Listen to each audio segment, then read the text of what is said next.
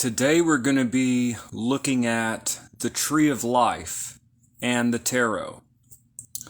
Since we're about to be going in pretty deeply into the Tarot and how to use the Tarot for the purpose of initiation and for spiritual ascent, and to do so, to look at kind of the traditional way that this is done in Western Lodge magic, and in particular with the Thoth Tarot. This is actually a very large undertaking. This series of videos is basically going to be my attempt to work through it, and for people, people can get from that what they will. Today's video is all about the Tree of Life and kind of breaking it down, this concept of the Tarot and the Tree of Life. This will be seen by many people as a very introductory video, which is comical to others who are seeing it for the first time, because it's like, what the hell, the first time you hear this? This is basically the backbone of Western magic.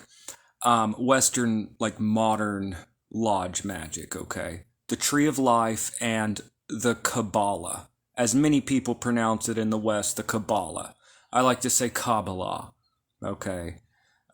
Which is how a lot of people do it in Jewish circles, the Kabbalah. And, I studied Hebrew for a bit, so I say Kabbalah, but however you want to say it. Some people say Kabbalah, the Kabbalah. It means reception. But this is a very particular, this has nothing to do with Judaism or anything. This is the Hermetic Kabbalah is understood in the Hermetic Order of the Golden Dawn, which was an occult and magical secret society founded at the end of the 19th century, perhaps based upon an earlier initiatic tradition. And in this series of videos, we are specifically looking at the Thoth deck, which is a very particular rendition. We're going to be looking at some traditional, within modern Lodge magic videos, working through this material. I have not done a whole lot of Lodge magic or Hermetic Order of the Golden Dawn type of material or Thelemic material. And for Patreon, this video is for everyone. However, this is also to build for what I'm going to be doing on Patreon with the Thoth course. It's kind of hard to work through the Thoth Tarot without a basic understanding of the Tree of Life and what all of this means. Basically, in a nutshell, so there are many of you that all of this material will be just totally just basic stuff that you've heard a million times. But not everyone has studied the Kabbalah. For many people, this is new. I need to bring everyone up to speed so that we can all kind of speak the same language. The Kabbalah, or the Kabbalah, what is it? Basically, the Kabbalah comes from Jewish mysticism originally. Jewish mysticism, and it still is something that is practiced by many religious Jews, the Kabbalah. However, in the 1500s, there was a movement for many Christians started incorporating the Kabbalah, and also occultists.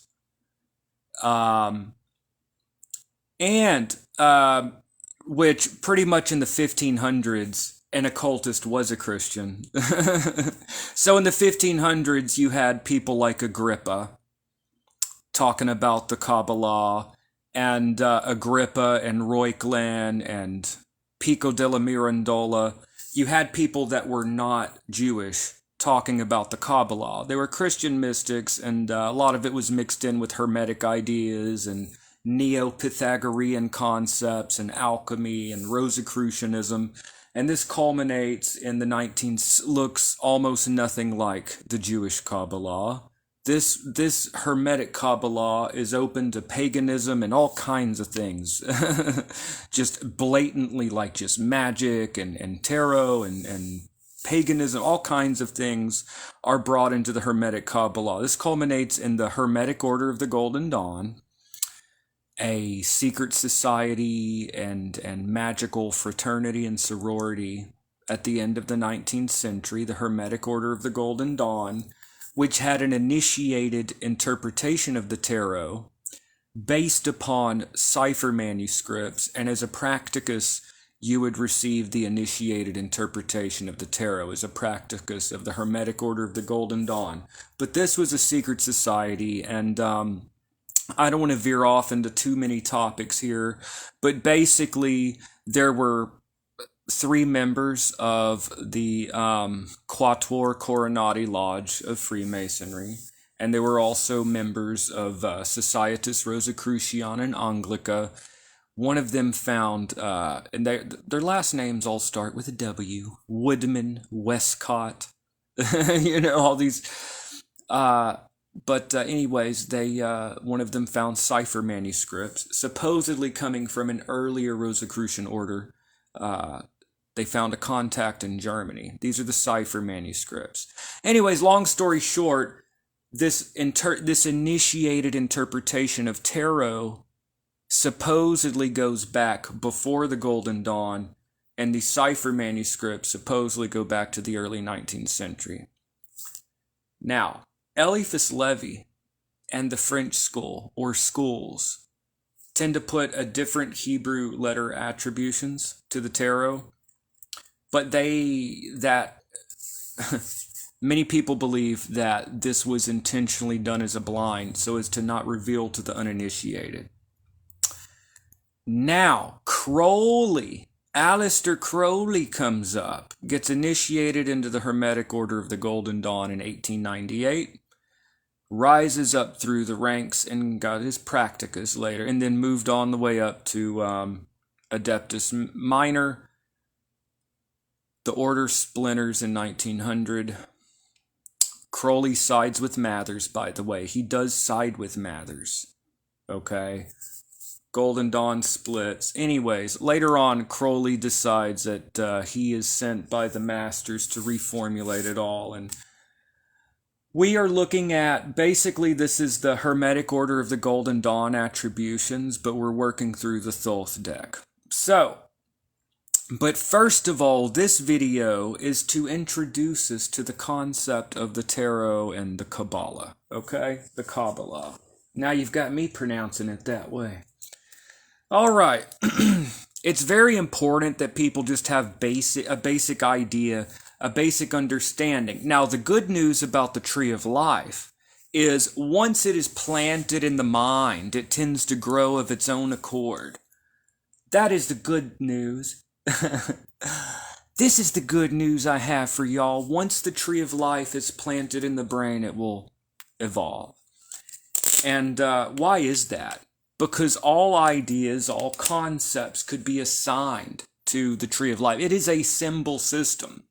The 22 paths and the 10 Sephirot of the Tree of Life. All things in the universe. It is a symbolic representation of nature. Of not just material nature, but on the way up through all the spiritual realities, impossible worlds and dimensions. It is a way to analyze nature and the divine and our own selves. The Tree of Life. It is a type of universal glyph. The Tree of Life is a universal glyph, a type of map that represents the cosmos and our own psyche. It represents the pathway of initiation, and it also represents the process of creation. Like I said, these things come from Jewish mysticism. However, these ideas were detached and have been taken by occultists. I just want to say real quick that the Hermetic Kabbalah often is spelled with a Q. Q as in question or queen. Q. Q as in queen or question. Kabbalah spelled with a Q, usually in English, refers to the Hermetic Kabbalah, which can incorporate pagan ideas or alchemical all kinds of things, and tends to be tied back to lodge magic, not necessarily tarot. Okay. Whereas, out of respect for Jewish religion and everything, and to distinguish between the two, the strictly like Jewish rabbi that's part of religious Judaism tends to be spelled with a K. This is not always followed, as you see from actually some books that I've been sharing. Not everyone follows this rule. But anyways, what I'm talking about here is not the Jewish Kabbalah. This is the Hermetic Kabbalah. Now, to attempt to try to break this down, everything begins with the Kabbalistic zero, the naught, the zero, the zero. I don't know how else to do this than to bring my trusty old whiteboard. Yeah, got some fancy equipment going on, y'all. I know y'all are all surprised, all my fancy equipment. But I tend to believe that it's really about knowledge. Everything begins with the Kabbalistic zero. The highest nature of God is not white or black or hot or cold or male or female. In the Kabbalistic schema, the highest nature of the divine is beyond all duality.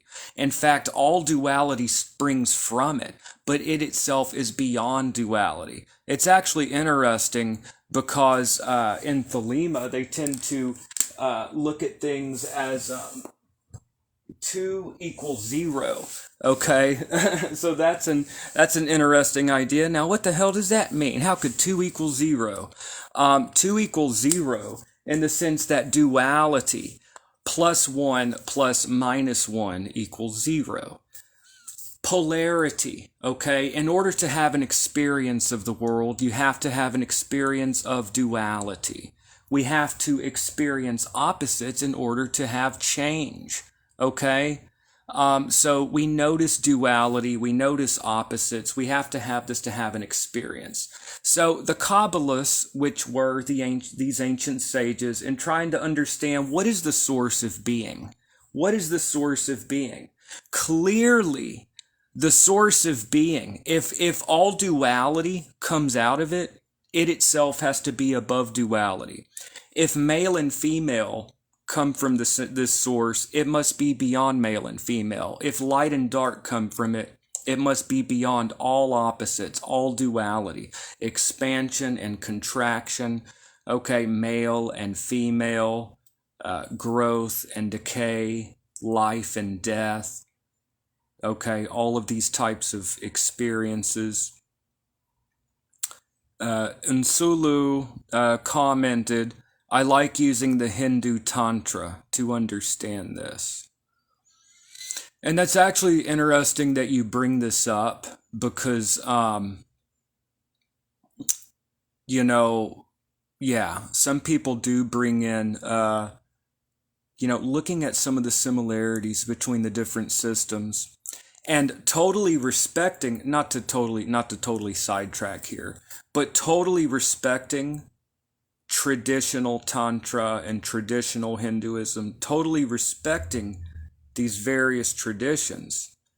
The Thoth deck that we're talking about is Thelemic, and Thelema itself tends to look at some of the similarities between various yogic trances, or trying to look at the Buddhist and the Hindu and the Sufi and all the various wisdom systems throughout the ages, and what did they have in common.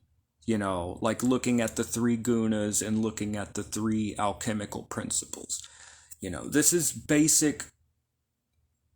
These things may sound complex to some people, but this is really the basic building blocks of magic and this philosophy. For those that are interested in this type of philosophy, these building blocks are actually found in a deck of tarot cards and in the Tree of Life, as we're going to talk about here. Divided for the sake of union. Yes, Nasulu says, as a Shavite, I view of as Shiva experiencing themselves. Divided for union's sake.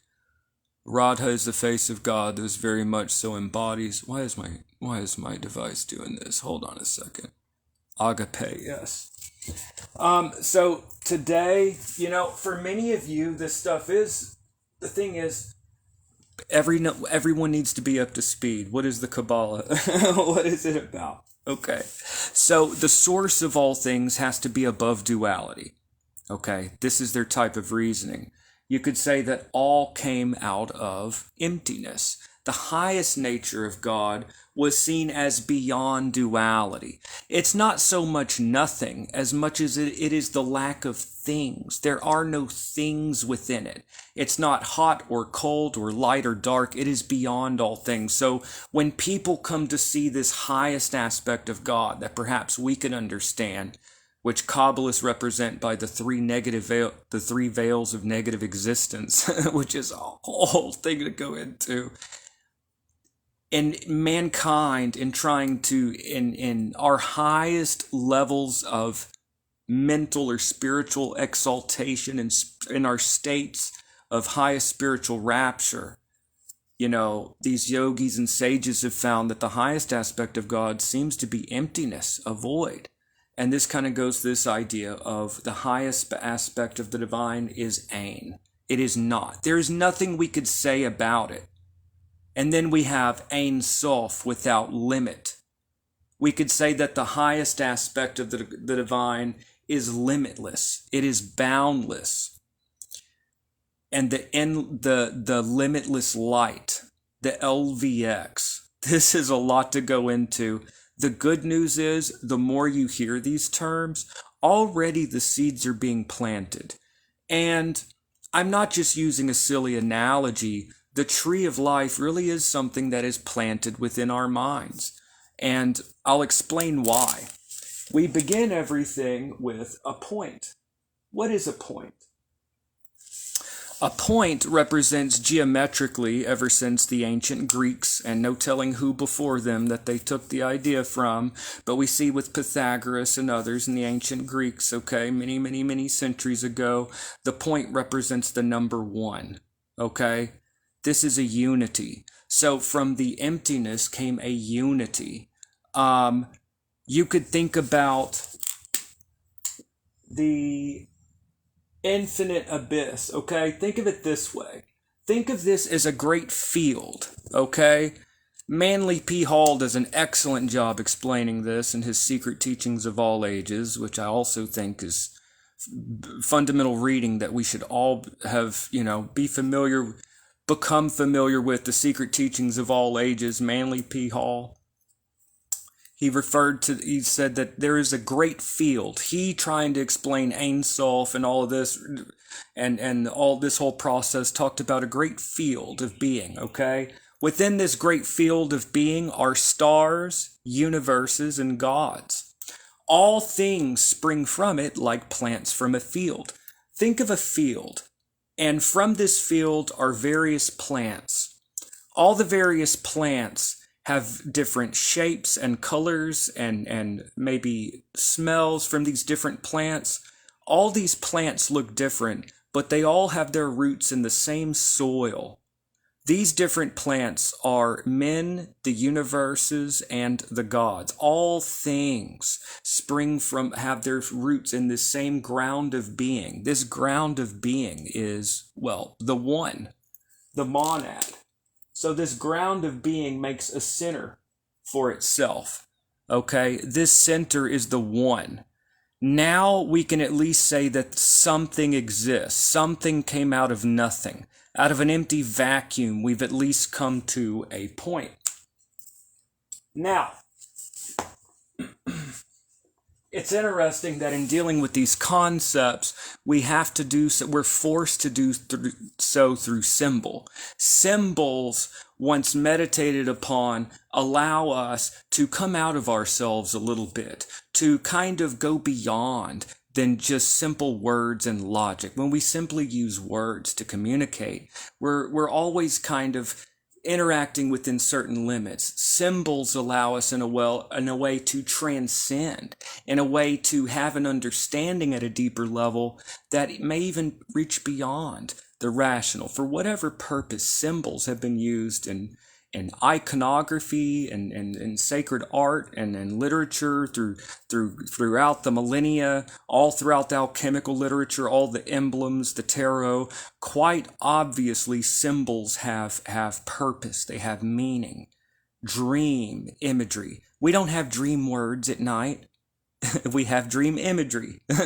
We might hear, we don't just go to sleep and we hear, a story told to us. No. Symbols, images, okay? This is what they were doing.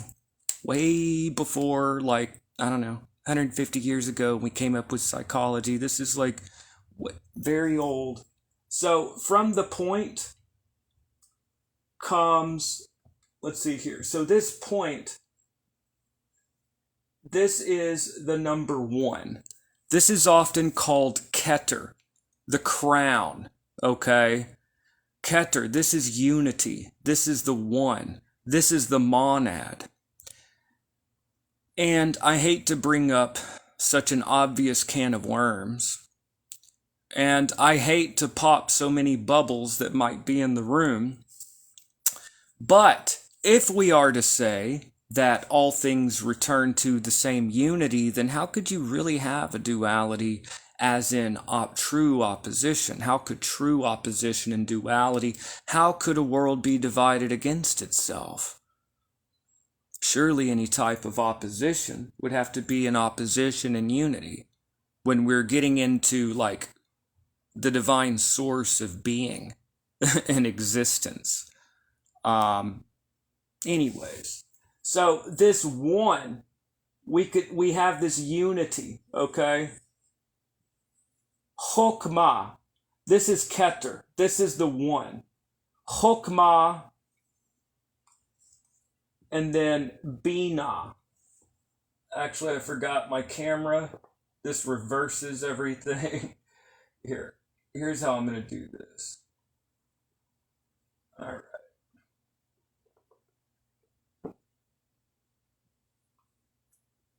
Because I am an innovator. I innovate.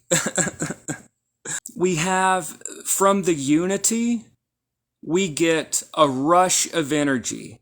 Chokmah, which is represented as the father and the masculine principle expansion. From this unity comes, like the Big Bang. From this point comes a rush of energy. This is Chokmah. This is the Father, is explosion of energy. It's exalted level of being. We now have a duality. We now have a divine Father and Mother. These are force and form. All of this exists above what's called the abyss. The abyss is what separates the divine. It separates the phenomenal universe, basically anything that we could truly grasp, and then the divine. Above the abyss, duality is unity. Everything exists within its own opposition. It's really hard for our minds to grasp. If our minds could truly grasp it, then we would cross the abyss. But crossing this gulf, okay, is actually, supposedly the next great leap in our evolution, or beyond the knowledge and conversation. We're supposed to cross the great abyss, It's often said that as more people exalt them, they go up the tree. Here's the thing. Right now, we're building the tree of life, and it's being planted in the mind. Why do I say that? Because you'll see. You'll see how it's being planted. So, we have this unity comes out of a nothingness. We have a rush of energy. This rush of energy, okay? Here we have form. This gives limit and structure and form to this initial energy. This could be represented as, semen and the womb, which then takes that energy and builds form, or planting the seed.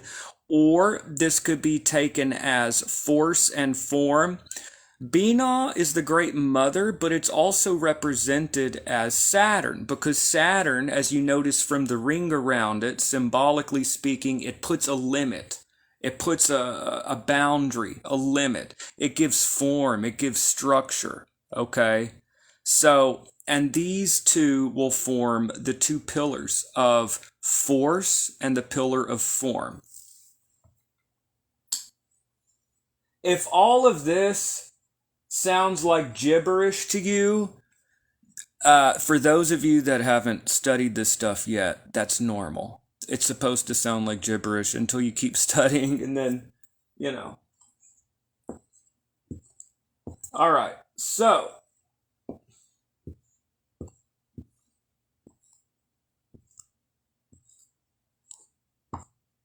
here we go.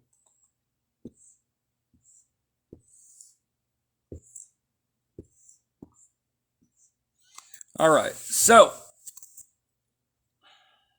yeah. All right, so this is essentially the tree of life, okay? This is being planted in the mind. Why do I say that? Because all things could be associated with one of these 10 spheres, okay? We have the numbers on the decimal system, numbered 1 through 10. Now, up at the top of the tree, this represents the divine source, the source of all things, okay? And as you go down the tree, at the bottom of the tree is Malkuth, which represents the physical world. The world of matter is at the bottom, okay? So Malkuth is at the bottom. Malkuth. All right. This here is Malkuth. This is matter. This is the physical universe. All right. Up above here is the astral realm. Above this is the divine spiritual realm. Okay. Now, here's the thing. This is a map, like I said, of the universe, not the physical universe. The physical universe is right here at the bottom. This is the physical world. Up here is the astral world, okay? Now, this is a map of the universe, meaning all dimensions. It's a map of the universe. It's also a map of our own psyche. So, the first Sephira represents matter and the physical body. This Yesod is often represented as the moon and the astral plane, and this is the subconscious within us. Okay? So Hod represents logic and reason, and then Netzach represents the passions and the desires. So these together represent our physical bodies, the subconscious mind, and then we have our logic, our reason, our thoughts and ideas, and then we have our passions and our drives and our emotions. And so our emotions and our logic and our subconscious and our bodies. This could be, someone mentioned like looking at this through like a Hindu type of lens. This could represent, it's kind of like the theosophical, it's the body, the subconscious right here, Yesod. So these 10 spheres, at the bottom is the physical body. Next is Yesod, the subconscious, and the astral plane. Next we have the logic and the reason, Hod. And then on the other side here, which you can't really see the way I drew it, this is Netzach, the emotions. So emotions, reason, subconscious, body. These represent the lower, this is our vehicle, okay? And then this Sephira here is Tiferet. This is our higher spiritual center. This is like the spiritual center at the core of our being, which is reflected down through our minds, emotions, and memories and body. And so our center of consciousness is essentially Tifereth, but we're like looking down at the material world. We're looking at the world through the lens of our logic and emotion, our logic and feelings, and through our memory, we look at the physical world, and of course through the physical senses with our memory, logic, and emotions. We are looking out at the world. Okay? But up higher, this is also, this shows the process of creation coming down the tree, things coming from the source of being all the way until they manifest in matter. It said that things exist at the astral level before manifesting here on the physical plane. And it's also said that the path of initiation and ascent. What about the Doth sphere? Doth, kind of like duality and knowledge,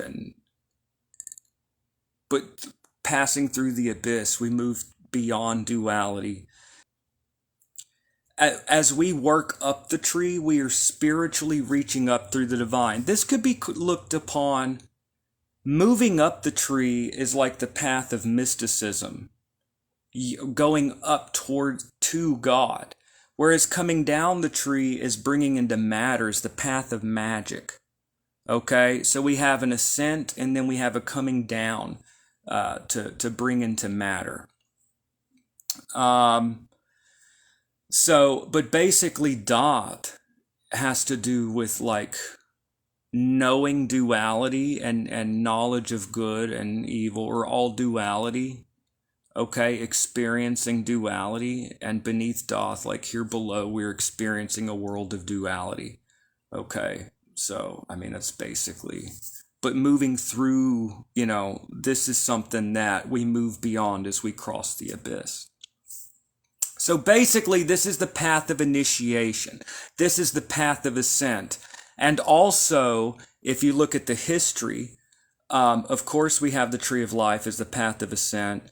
But if you look at the ancient Greeks, like if you look at the Corpus Hermeticum, the poimander, the divine poimander, which is at the beginning of the Corpus Hermeticum, it shows the fall of man as a falling through the 7 planetary spheres and receiving a quality of each, okay? And in the divine poimander in the Corpus Hermeticum, we now reincarnate. Now, what I'm talking about here, I'm talking about something different. I'm talking about Hermetic philosophy, which was a Greco-Egyptian movement that existed around 2,000 years ago in Hellenistic Egypt.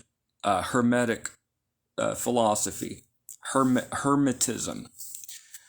There was a fusion of Greek and Egyptian thought, and Thoth and Hermes are combined as this wisdom figure. Anyways, in the Corpus Hermeticum, which are these old wisdom teachings from roughly around 2,000 years ago, in the Corpus Hermeticum, it describes the descent of the soul through the 7 spheres, and we must descend back up the spheres. If we look at the discourse on the 8th and 9th, and we look at the myth of air at the end of Plato's Republic, and we look at some of the classical writings and the commentary of Macrobius, getting into the classics a little bit, we see that our movement and the dream of Scipio, we see that our movement towards the divine is often seen as a type of celestial ascent, okay?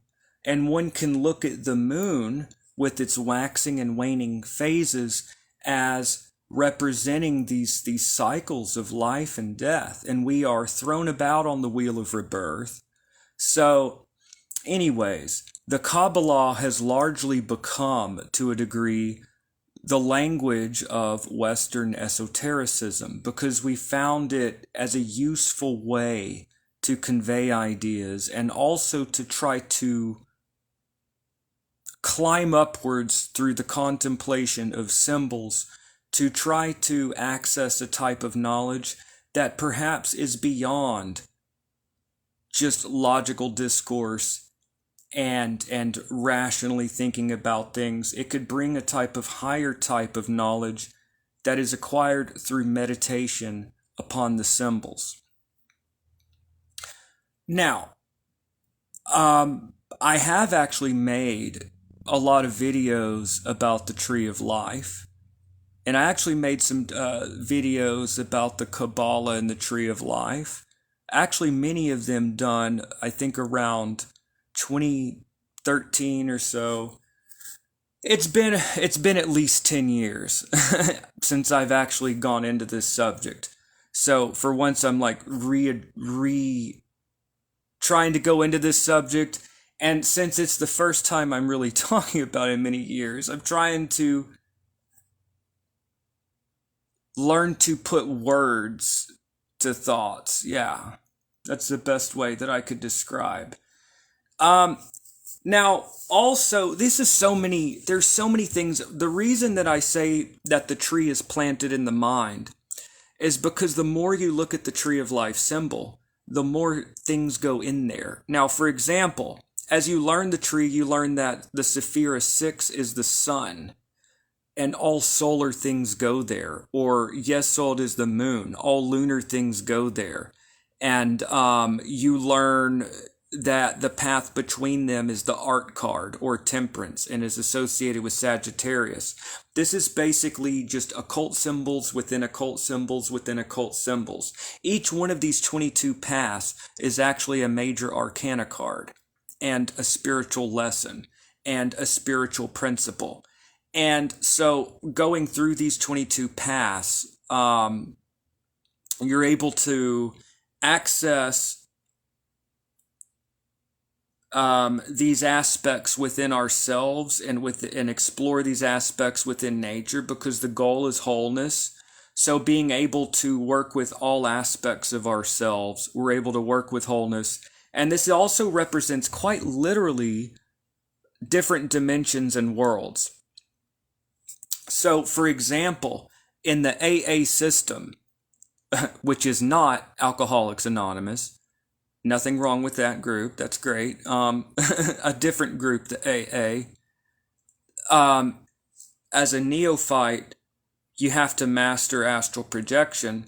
And many of us interpret this as an ascent, although it's not explicitly said. For many of us, that includes automatically, it's without being said, an ascent up the tree of life. And the 22 cards of the major arcana are doorways to different levels, okay? So when you work with astral projection, for example, the path of Kof connects Malkuth, which is the physical world, with Netzach, which is the realm within us of desires, and yeah, sexual desires, but other types of desires, okay? Is right here, and it's the sphere of Venus. I don't know why I'm rubbing in a circular direction. Anyway, this is the path of Kolf, okay? I've been reading too much Crowley, y'all. You gotta excuse me. This is the path of Kolf, and this is often referred to the moon card. And this is where you go through, like, shadow work, and this is where a lot of people undergo a lot of integration. So this is the physical world, is Malkuth, okay? This is Malkuth.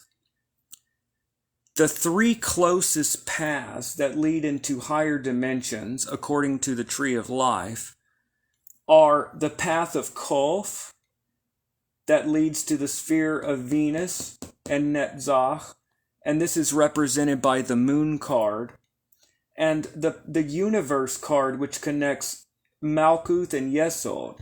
It's funny, I'm trying to explain this, and I find myself, it's hard not to go back for those of us that have studied this stuff, which a good portion of y'all have already been through all this stuff. This is all pretty simple, and we're all speaking the same language. But for some of you that don't, talking about the path of Kashet, basically this is we have a fiery realm that we can astral travel through a fiery realm.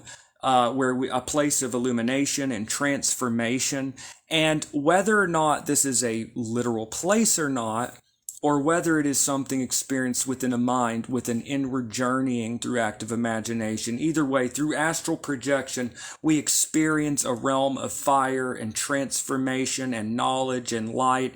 And it is through this realm, and perhaps you'll interact with beings there, that you get to the realm of Huld, which is a mercurial realm where you can communicate with mercurial spirits or astral project with Mercury, essentially.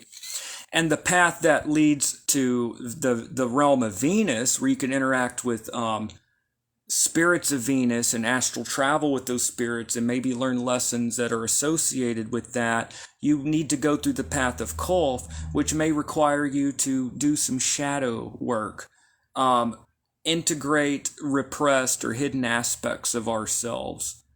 that normally we wouldn't do. So by working these paths, we are becoming more whole. And by working these spiritual lessons, these are the things that are closest to earth. These are the things that we need to master before we move higher up on the tree. So right now we need to do our shadow work. We need to, the realm of transformation, and the path of Tao is the place of discipline and Saturn and restriction, but also associated with matter and the material realm. So let's say that someone wanted to do some astral projection work on the Tree of Life. The tarot, these symbols act as astral doorways to help us to access these different realms. And for many of us that undergo this type of astrological, it is astral travel ascent, they may experience different wardens or have to do certain things or learn various lessons. So whether or not astral travel or astral projection or out-of-body experience, whether or not it is objectively real outside of us, or whether it is just an active dreaming type of thing or active imagination, either way, we are accessing these different parts of ourselves in these different realms of exploration. Let's say that it is a traveling within. Let's say that it is a traveling within. There are still unexplored vistas, unexplored. There is a universe really within us, within our own atoms and matter within us. There is a universe of infinite exploration. Now, think of the mind, the human mind. Think of all the dreams that we've had. This is a vast ocean to explore. Even if it were all inside, are we not supposed to turn inward to our divine center at the core of our being? At any rate, the Tree of Life is essentially a map of the cosmos. The 7 planets go here. It is the path of ascent. And basically, the 10 spheres or 10 Sephiroth represent principles, and all the 22 paths are basically initiatory lessons and also realms in themselves, okay? And this is just a lot of exploration. Basically, these are symbols within symbols within symbols, okay? So, anyways, I think that I need to, I have done quite a lot of videos like this before, but here's the thing. The more that you think about the Tree of Life, the more ideas go into this grows on you, in the sense that the first time you look at this tree, it's like a tree planted in your mind.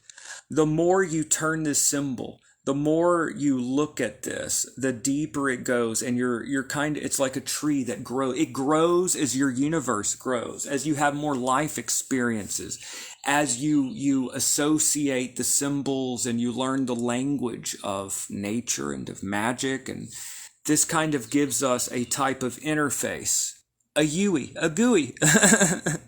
The tarot is essentially it's a visual interface with, well, the divine and those deeper aspects of ourselves. These are basically symbols within symbols within symbols.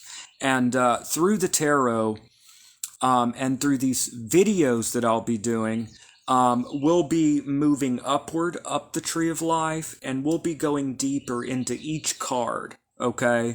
And we'll be learning about astral travel and astral projection work. So those of you that are interested in astral travel and astral projection, those of you that are in my Patreon that will be doing that, I'm trying to set everything up, so that people have an understanding, but we'll be working through the astral realms together, whether that is in the mind or outside. Those of you that are going through that course with me on my Patreon, we're going to be doing some astral travel work. And we're going to explore these different kingdoms with the different cards, and we're going to kind of learn how do you use the cards for, well, initiation and for self-transformation and all of that. So we're going to go a lot deeper. Actually, what I'm going to do, I need to I'm gonna have to teach these simultaneously. I'm gonna have to do these simultaneously. I'm gonna have to do more Kabbalah video. What do y'all think? Should I do more Kabbalah videos like this? Go deeper into different aspects of the tree of life? What do y'all think? I think that's exactly what I should do. You know what I do? Hold on a minute. I'm getting an idea. I'm getting an idea. Hold on a second. When I get an idea, like I just have to...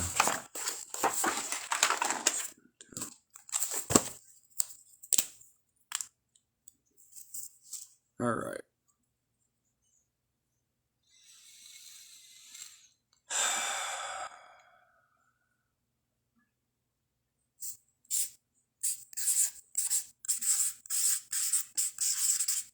All right. And you know what? In the description of the video, I'm going to give like a list of books. Now, I am monetizing my content so that I can, make money doing this, but if you want to use my links, you don't have to use my links. But if you use my links, I do get a commission. But I'm given the books here. These books are very specific. Those of you that want to go deeper into the tree of life, which believe me, it is a very enriching thing to go into. First of all, I am going to make more videos, but I highly recommend the Chicken Kabbalah and by Lon Milo Duquette.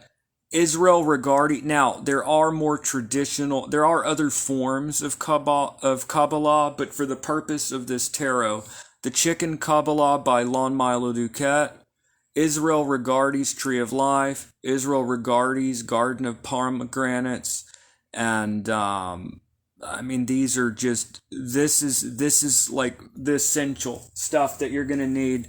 If you're going to work through the tarot course with me, you will need a Thoth tarot deck, which is not like any other tarot deck. And this book right here, the Book of Thoth, see, it's backwards. The Book of Thoth, this specifically goes with the tarot deck. So the Book of Thoth, this book goes with that deck. The Book of Thoth, the Thoth Tarot, 777, and other Kabbalistic writings. And then for those of you to have just a basic understanding without your brain exploding, like I said, Garden of Pomegranates and Tree of Life by Israel Regardi. And then, of course, the Chicken Kabbalah by Lon Milo Duquette. I'll put links. And we're going to go a lot deeper into this. This was just kind of a quick video. But as you see, the 22... oh, thank you, Lateriona. You're so sweet. Thank you. And thank y'all for your comments. But we're going to go deeper into this. But essentially, the 22 major arcana, our 22 trump cards of the tarot, are assigned to the 22 paths of the Tree of Life. And these 22 paths are like, you have to follow a path or the road to access different aspects of the higher planes and dimensions, aspects of ourselves, and also for the purpose of magic, all stones, plants, herbs, animals, these things are assigned to the Sephiroth. And the whole language, this bridges the gap because the whole language of Agrippa's 3 books of occult philosophy, the whole concept of correspondence goes into the Tree of Life. All of this, all astrological phenomenon, all these things, all the hierarchies of spirits. The Tree of Life is a perfect way to kind of look at all of this at once and for the mind to kind of grasp higher realities. We're going to dig a little deeper, y'all, and we're going to be doing astral projection, all kinds of stuff. But that is just one quick video of many kind of going into the Tree of Life, y'all, and the tarot. So, more videos to come, and I will see y'all in the next video. Hope everyone's having a great day.